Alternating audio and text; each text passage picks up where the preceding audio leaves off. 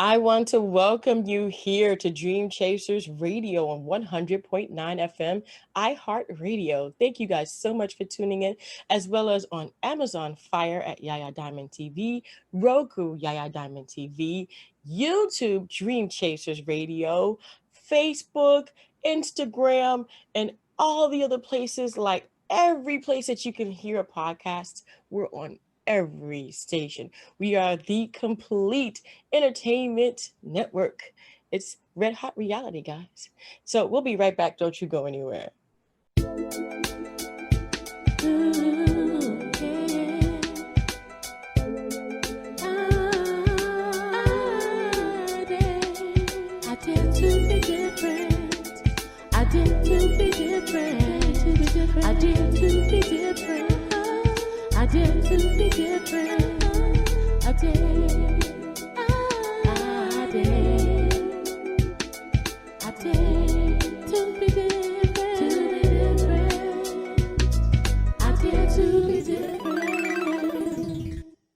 Welcome back to the show. Okay, so this is our first airing on 100.9 FM, as well as 1580 AM. Thank you guys so much for tuning in. We have wonderful interviews here for you to inspire you to go after your goals and your dreams at any age, at any time in your life. You can do this. And I have an author today on the show. He's a good friend of mine, I gotta say. I'm just like, I'm blushing. I'm not, if you're not looking, you should be looking, because I'm blushing and I'm Black. So it's red. It's really super red. As we introduce Max Hawthorne to the show today. Thank you so much for coming. Thank you so much for putting up with me. For having me. Max, so tell me about yourself and tell me, how did you, start writing? Writing. This thing's blocking me here. Well, geez, I guess it would be about 25 years ago. I was running a health club in Manhattan, and I'm a passionate fisherman, and I started just doing little side pieces for outdoor magazines. I had stuff in Outdoor Life and Field and Stream and Bassmaster and all that stuff. Little how-to things and conservation articles and all that. And eventually I decided I wanted to start doing novels, and I started writing my first novel in 2004, I think it was. Mm-hmm. And it was finished in 2005, and but it didn't get published until 2014. Marriage, child, all that stuff kind of gets in the way of these things, all that stuff. But yeah, so it's been a long haul, but now I do it full time, and pays the bills. And that's amazing. So I'm gonna have to ask you this, because a lot of people go through their whole thing of, but can I pay my bills with this? Will I be making money with this? So how did you do that? How did you, not the strategy behind it, but more so just the philosophy of it all? Did you study and then go into it, or you just jumped full in? I didn't jump full into it, because the first thing is that my degree was in film and animation. So even though I had like some AP English in college, I, wasn't a novelist. So I had to teach myself how to actually write novels. So I pretended I was back in the university, and I went out and I bought like 6 books on the subject, and I gave myself a home course on it, and I did research and practice and homework and all that good stuff. And that's how it all started, basically. Wow. So you didn't go to like a course, you didn't take a class, you literally did it the old-fashioned way. You just read up on it and started. Well, yeah, I did have some help though. Like, there's a pretty well-known screenwriter out of California named Chris Parker. He's a friend of mine, and he helped me, gave me some guidance in terms of my first manuscript and all. He's quite the writer. He did Heaven is for Real, that movie, among other things. And so I redid the book after I got pointers from him, and then I thought it was all great and ready. And then another friend of mine introduced me to David Goodman, who had been the executive producer of the Family Guy TV show for many years. And I sent it to him, and he tore me a new one. Let me tell you, it was abuse 101. And I ended up rewriting the whole book practically. I think I wrote the book like 3 or 4 times, but it was a good thing, because usually they say your first novel is never very good. Right. And it's hard to get published. I was lucky because I went through multiple versions of it. So even though it took a lot of time and, you know, angst, shall we say, the finished product actually ended up being good. So, you know, you do what you can. But I did have a little help along the way, getting A pointers. little. Yeah. That's some amazing help right there. Yeah. And yes, I mean, you know, it's someone that doesn't care about you would never tear you a new one. You know what I mean? So. Oh, yeah, I still have the emails. They were like 500-word emails. And you're Wow. reading, you're like cringing, like, the abuse. You know, he wasn't pulling any punches, that guy, but you know, Wow. but I bounced Wow. back. So Right, right. thankfully. And so now being a published author, full time, you're writing books. Tell me about this new book that you have out, and you have some songs. Yes. Well, I'm a dad. You think I kind of let that drop. And so when you become a dad, you kind of like, my books are all sci-fi action thrillers, kind of like Jaws meets Jurassic Park type stuff. You know, prehistoric sea monsters on the loose, death, destruction, all that. And you know, people like the KRONOS Rising series. It's you know, my bread and butter. But when you become a dad, you also have a softer side. So I ended up writing this book called I Want a Tyrannosaurus for Christmas. And it was about a little boy who he and his friend get bullied at the bus stop all the time, and his pet iguana is gone. It's died, but you know, we don't spell that out because, you know, the book's for little kids, so he thinks it ran away or something. And he's having a lot of problems, and he's like, you know, dreaming about getting a dinosaur for Christmas. And lo and behold, Santa happens to bring him a dinosaur, which is tearing up the North Pole, his shops and everything else, and chasing his elves and, you know, wreaking havoc. So I don't know if they were trying to get rid of it or what, but so Billy ends up getting this baby T-Rex named Tyron, and it's a whole adventure with Tyron growing and growing and growing. And it has a nice kind of flow to it, and a nice story, because at the end, when Christmas vacation's over, Billy rides Tyron to the bus stop and puts the bullies in line, you know, puts a stop to bullying once and for all with it, which is easy to do when you're sitting on top of an 8-ton Tyrannosaurus. Oh yeah. You know what I'm saying? Yeah. And but it ends up very nice. All the kids love the dinosaur. They all come to the backyard, and he lays there, and they climb on him like he's the monkey bars and all sorts of stuff. And you know, and then his dad comes home from his business trip to find his kid somehow got a Tyrannosaurus for Christmas. Oh my gosh. Wow. Yeah, good stuff. Wow, that is good stuff. So, but okay, so not only do you have the book, but you have a song to actually go in companionship with that. Let me ask you a question. I mean, is this your first time doing music to a book that you've written? Yeah. So how did that go for you? It was a learning process. I first wrote the main lyrics for the song's called A Tyrannosaurus for Christmas. And I wrote it when my wife was pregnant with our daughter, which goes all the way back to like 2008 or something. Because, you know, I like, you get these ideas in your head and you want to do something nice for your future child. You figure, I get to write this song and, you know, get it out there, and she'll have something I can leave her, and, you know, all that stuff.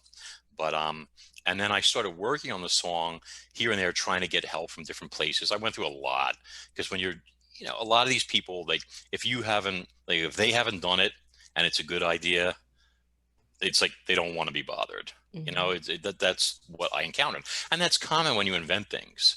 Like if you invent a product and I go to a company and they're like, oh, well, we should have thought of this first, you know, this type of thing. It's very difficult to get doors to open. Usually they get shut in your face. So I kind of put a group together and did the whole thing myself. I hired a great musician. I hired to write the score for it. And I hired a great singer. That's Audrey McDonald. She did a phenomenal job. And my little girl actually did the voices at the beginning of the song. There's an intro with the kids at the bus stop, and they're wondering where Billy is.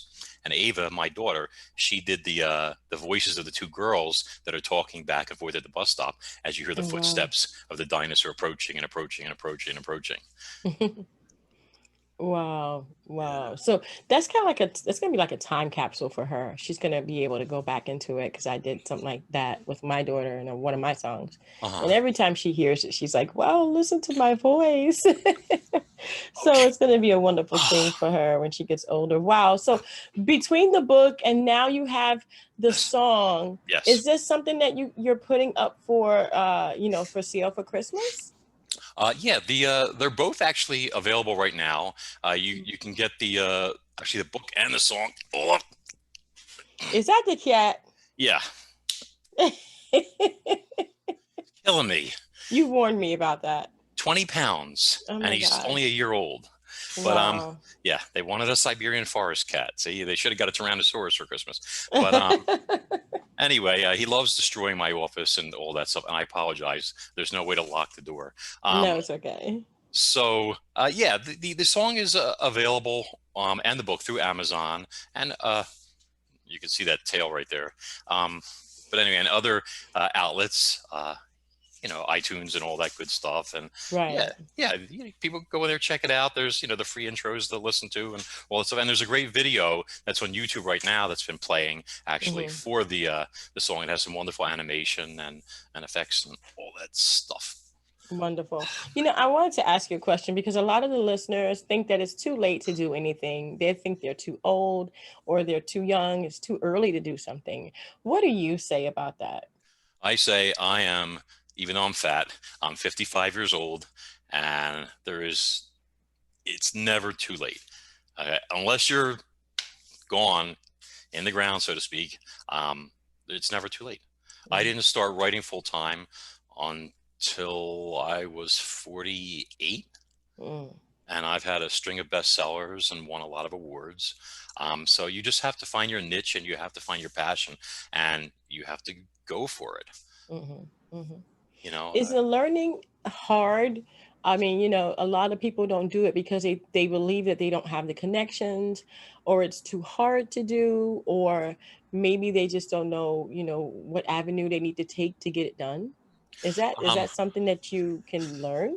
I think that there's definitely a learning curve in terms of getting things done. It helps to know people. I mean, I went through a lot of stuff because I didn't, and I made a lot of connections. So if you're going to do a song, for example, like my strength would be writing lyrics. Hmm. Um, I'm an author. I can write poetry and things like that. So lyrics are pretty easy to do for me, but the actual music end of it, I know nothing. Hmm. So I would needed somebody to write a score for me. And I mean, let's be realistic. I'm not exactly going to be able to sound like a little kid singing. So, when you're producing a song like that, you need a quality, voice artist to do that end of it. So I had to Hmm. put all that together to get things done. But you have to, you go with your strengths and then you find what you need, I guess, along the way. Put Hmm. together a good team for yourself, depending on what you're going to do. Yeah, and any artist out there. I mean, for me, just becoming a novelist was Hmm. a huge undertaking. I mean, you're talking about writing. I write books that are 190 something thousand words sometimes, and so in order to get that's so much work. That's 9, 10 months of your life that you're dedicating to that one project. And if you Hmm. don't get it right, and then everybody slams the door in your face and says no, no, no, no, no, and no agent wants to represent you and no publisher is interested, that's that you feel like you gave away a huge chunk of your life, and you did. I mean, Yeah. 9 months is a lot of time. Yeah. So you really just have to get be the best you possibly can. I mean, Hmm. like they say, the cream always rises to the top. So you have Hmm. to have the skills, and you have to be tenacious, and you have to have a thick skin, and just never accept no. Hmm. Wow. I want Unless to you're on a thank date you. and you're and stuff, and then no means no. Let's Oh gosh. say, just putting that out there. I don't want anybody to say, "Oh, Max said never listen." No, Okay. Okay. Whoever needed that. Okay. yes, Thank you. just Well, being clear. where can people find you? Where can people find the book? Where can people find the song and the children's book now? Um, so if you go on, well, the YouTube channel has the video. If Hmm. people want to listen to the song, that's the full length version. But they can buy the song through the usual avenues, which would be Amazon and iTunes and things of that nature. But the books are exclusive. That's an Amazon exclusive. It's a soft cover that's sold directly through them. So you just go on Amazon and look up my name, Max Hawthorne, and you'll find everything. Awesome, awesome. You can also get that on the link below. We're going to put all that information down there. So all you have to do, if it's highlighted, is just go ahead and click on that. And if you're listening to us on 100.9, just go ahead and go to the link at Dream Chasers Radio. It'll take you straight there, and then that way you can buy it, or you can go ahead and, like you said, go to Amazon and get it from there as well. We're going to have it everywhere for you guys so that you don't have to look for it too hard.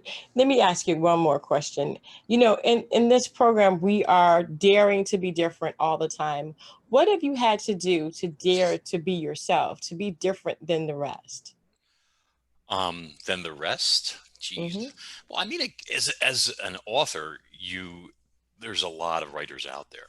I Yeah. mean, there's so many authors out there and different avenues that they use to come out, including POD, point on demand publishing, and self-publishing, etc.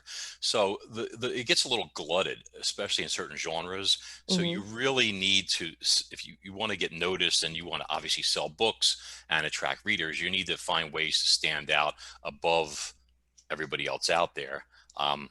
I mean, I do a lot of things outside of just writing. I'm an amateur paleontologist, for example. So I Mm. actually developed there's a formal paper that came out last year that I did with two paleontologists, including Dr. Mark McMenamin, who is known for the Triassic Kraken discovery. And it's a Mm. paper that solved the mystery of plesiosaur locomotion. Plesiosaurs are Mm. those long neck marine reptiles with the four flippers, like the Loch Ness Monster, classical. Right. Mm-hmm. So we put out a formal paper solving how they swam, for example, and it's quoted on Wikipedia and places like that now. So when you do things like that, when you write in genres like I do, where you have like giant prehistoric marine reptiles out there, that makes people notice you more. I also have a writing style that's very realistic, very visceral. Like people always say, like they feel like they've been transported into another world.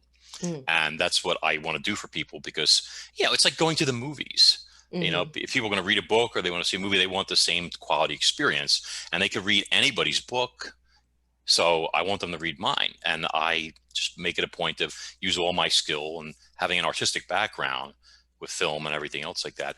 I'm a visual creature to begin with, and that lets me convert that into words so that I put people in there so they feel like they're actually watching it through a glass, Right. like a screen, and hoping it doesn't break through the screen and end up in their lap. No, no, because then, yeah, you will never get me to buy it ever. You'd be. I gotta say this. Okay, not the current novel, but the last one in the series, Mm-hmm. fifth book, KRONOS Rising Kraken 2. A major character died, and just to show you, like with Game of Thrones, like George R.R. Martin is notorious for killing off serious characters and people getting upset. And on social media, like one of the main characters did buy the farm, so to speak. Mm-hmm. And people were flipping out. I was getting all sorts of emails and complaints and angry readers and stuff like that. But I saw these two different guys on social media talking about it, and they were saying how they actually cried when this character got killed. Oh I my mean, literally. gosh. And for a grown man to be like, I had tears in my eyes. And the other guy was like, yeah, right. Me too. He goes, and then I was so upset. I threw the book across the room and I couldn't pick it up for 3 months. Oh my gosh. So for a guy to say that, your work brought him to tears, for me, that's quite a statement, Oh yeah, that's great. That's wonderful though. I mean, I know if you could pull the emotions out of a person, then that's great. So daring to be different, you are definitely different. Yes, and this cat's going to be different in a minute too. Well, I want to thank you. I want to thank you, Max, for being on the show, man. Thank you so much. And I am so sorry about Olaf. I next time I will barricade the door, brick it up, something like that. It was closed, but he forced it open. It's okay. We all have animals, and animals do the darndest things. A son. I should do that routine like Jay Leno did. You ever see that? Yeah. No, I haven't. Watch. I'll do it. Here we go. Watch this. Here we go. A son. A son. So if you guys aren't watching him, he's got his cat up like Pumbaa. Yeah. Oh. And he's shedding too. Great. Well, you go ahead and you take care of that, and we'll be right back. Don't you guys go anywhere. And thank you so much for tuning in to 100.9 FM on iHeart Radio, as well as 1580 AM.